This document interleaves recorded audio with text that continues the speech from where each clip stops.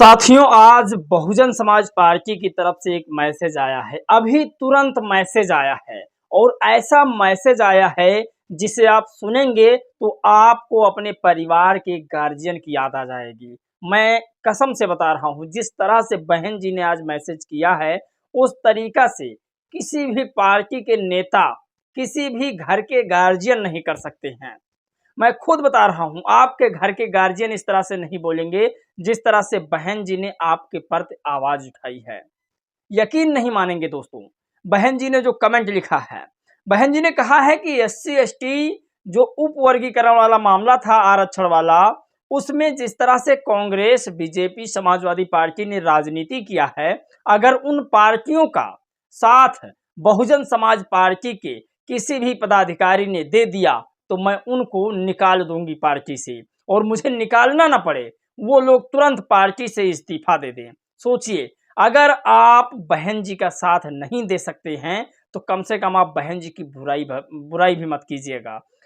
मैं रावण की तारीफ इसलिए करता हूं क्योंकि रावण ने अपनी जान दे दी अपनी जनता के लिए, अपने परिवार के लिए। मैं बहन जी को उस कदर से मानता हूं जिस कदर से लोग रावण को मानते थे। रावण ने हमेशा अपने परिवार को बचाना चाहा, रावण ने हमेशा अपने प्रजा को बचाना चाहा। बाबा साहेब डॉक्टर भीमराव का अगर कोई पहला शख्स था तो वो था दलित समाज। जिस समाज से अगर आप बिलोंग करते हैं, जिस धर्म से आप बिलोंग करते हैं, उसको अगर आप रिप्रेजेंटेशन ना कर पाए तो शायद ये आपके लिए सबसे बड़ी गलती होगी। और मायावती जी का सबसे पहला अगर कोई व्यक्ति है तो वो है दलित समाज। अब दोस्तों, दलित समाज क्यों है? क्योंकि दलित समाज अभी भी शैक्षणिक, आर्थिक और राजनीतिक तौर पर सबसे पीछे है। इसीलिए मायावती जी हमेशा दलितों का साथ सबसे पहले देती हैं। आपको बताते हैं मायावती जी ने क्या कमेंट किया है। बहुत सारे लोग अपने अपने हिसाब से उस कमेंट को बता रहे हैं, लेकिन मैं ज़्यादा घुमाने फिराने की आदत नहीं रखता हूं।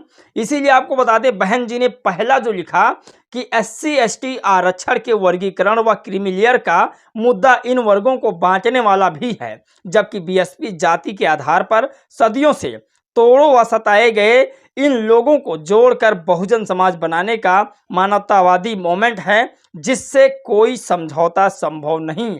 पार्टी इस मुद्दे को लेकर अति गंभीर है।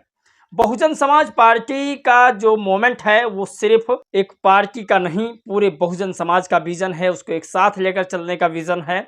आपको बता दें, बहुजन समाज पार्टी ने कहा, खुलकर कहा, किसी भी पार्टी में इतना हिम्मत नहीं है कि वो खुलकर दलितों का साथ दे दे, जो अति दलित हैं, जो निचले पायदान पर हैं, उनका साथ दे दें। आपको बता दें, बीच में बहन जी ने कहा कि ये जो क्रीमी लेयर का मसला है, ये लगता है मुझे कि दलितों में फूट डालो राज करो की योजना है, और मैं इसका और मेरी पार्टी इसका पूरा खंडन और विरोध करती है।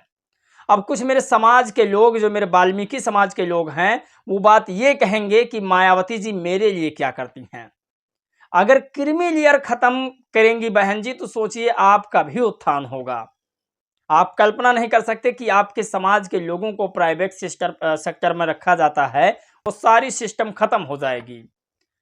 अब आपको बताते हैं, मायावती जी का इस समय हरियाणा में भी बोलबाला है। यूपी में बहन जी ने दलितों की मुद्दे उठाई हैं, पिछड़ों की मुद्दा उठाई हैं, मुसलमानों का मुद्दा बहन जी ने उठाया है। हर मोड़ पर मुसलमानों को खोलकर साथ दिया है। हिंदुओं का तो बहन जी ने सर्वप्रथम साथ दिया है। आज ब्राह्मण समाज बहन जी के साथ है, दलित, पिछड़ा, आदिवासी समाज बहन जी के साथ है। आप यकीन नहीं मानेंगे दोस्तों कि इस बार 2027 का जब चुनाव होगा तो बहन जी का मुख्य योगदान रहेगा इस बार के चुनाव में। और ऐसे तमाम ट्वीट जो बहन जी करती हैं, मुझे नहीं लगता कि किसी गार्जियन से कम वो जो है अपने दलित समाज, पिछड़े समाज को मानती होंगी। मुझे लगता है कि वो जितना अपने परिवार को मानती हैं उतना ही दलित समाज और पिछड़े समाज, मुस्लिम समाज को मानती हैं।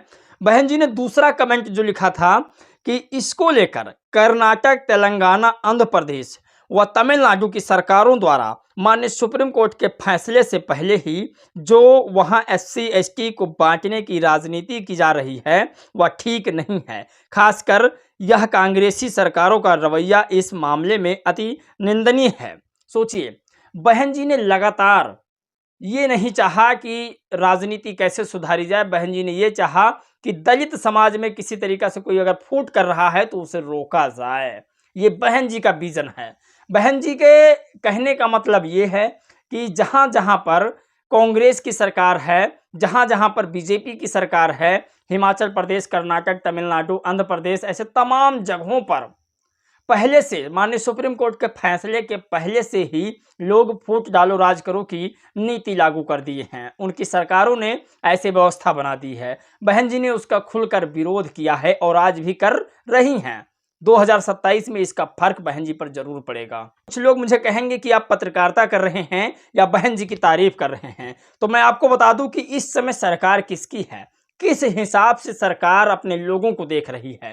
तो मेरा प्रथम कर्तव्य है अपने समाज को सुधारना, अपने समाज के हितों के बारे में बात करना। जो द्वितीय विजन मेरा है वो है पत्रकारिता का। प्रथम में मैं अपने समाज की रक्षा करूंगा, द्वितीय में मैं किसी और चीज की बात कर सकता हूं। मायावती जी ने इस पर स्पष्ट लिखा है। तीसरा बहन जी ने लिखा कि बीएसपी में रहते हुए जो लोग SC ST वर्ग के वर्गीकरण व क्रीमीलेयर का कांग्रेस की तरह पक्षधर होकर बाबा साहेब डॉक्टर भीमराव अंबेडकर की मिशनरी सोच नहीं रखते हैं तो उनका बीएसपी में कोई स्थान नहीं है। अर्थात एक के स्वार्थ में बाकी पूरे बहुजन समाज के हित में उपेक्षा करना ठीक नहीं है। तो साथियों, बहन जी ने बिना वोट के लालच के आप सभी को, हम सभी को, हमारे सभी समाज को बहन जी ने एक माले में फिरोने की कोशिश किया है। क्या लगता है दोस्तों, बहन जी राजनीति वोटों की कर रही हैं? आपको चौथा कमेंट जैसे ही सुनाऊंगा आपके समझ में आ जाएगा कि बहन जी किस तरह की नेता हैं। अतः ऐसी मानसिकता के लोग यदि पार्टी को छोड़कर खुद ही चले जाते हैं या उन्हें अलग कर दिया जाता है तो यह बीएसपी पार्टी व मूवमेंट के हित में उचित होगा। वैसे भी इसकी आड़ में अब कांग्रेस के इंडिया गठबंधन की वोट डालो राज करो की रणनीति नहीं चलेगी। लोग सजग रहें। बहन जी ने अपने लोगों को समझा दिया है।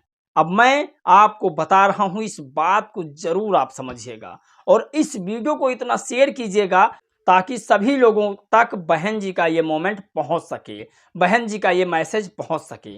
साथियों, बहन जी ने जिस तरह से ये कमेंट किया है, मुझे नहीं लगता कि कोई और पार्टियां दलितों का इस समय खुला समर्थन कर सकती है इस वक्त। तो बहन जी का आप साथ दीजिए। लेकिन सबसे बड़ी खबर इसी में आपको बता दें कि हरियाणा में बहुजन समाज पार्टी 1 नंबर होने जा रही है, मतलब जीतने की कगार पर है। दोस्तों, हरियाणा से सबसे बड़ी खबर निकल कर आई है। हरियाणा में बीएसपी इनेलो गठबंधन की सरकार बनने जा रही है। बसपा के नेशनल कोऑर्डिनेटर आकाश आनंद और चौधरी अभय चौटाला जी ने 1 सितंबर को विशाल जनसभा होने जा रही है। हरियाणा में बीएसपी इनेलो की एक गठबंधन की सरकार बनने जा रही है। तो ये बहुत ज़रूरी है कि हर विधानसभा में एक जो है रैली हो जिससे पार्टी पर प्रभाव पड़े, जो पार्टी काम कर रही है, जो काम किया है, उसको जन जन तक पहुंचाया जाए। आपको बताते हैं कि रफ़ी उद्दीन खान साहब हैं जो विधानसभा गन्नौर में दलित व्यक्ति का मर्डर हुआ, जिसमें बहुजन समाज पार्टी की जिला कमेटी, विधानसभा कमेटी द्वारा गौरीपुर थाना धनारी में मृतक के पिता हाल जानने और उनकी हर संभव मदद के लिए तैयार जिले के जिलाध्यक्ष श्री जितेंद्र कुमार, विधानसभा प्रभारी रफ़ीउद्दीन खान आदि मौजूद रहे। साथियों, मैं आपको बता दूं थोड़ा गर्मी ज़्यादा है इसलिए आप लोग माइंड मत कीजिएगा। लेकिन आज का सबसे बड़ा सवाल, क्या बहन जी 2029 में प्रधानमंत्री बनेंगी या नहीं? आप लोग जरूर जवाब दीजिएगा। छोटा सा शब्द है, प्लीज़ जरूर लिखिएगा। इस वीडियो में दोस्तों बस इतना ही। जय भीम, नमो बुद्धाय। सब्सक्राइब भी कीजिएगा।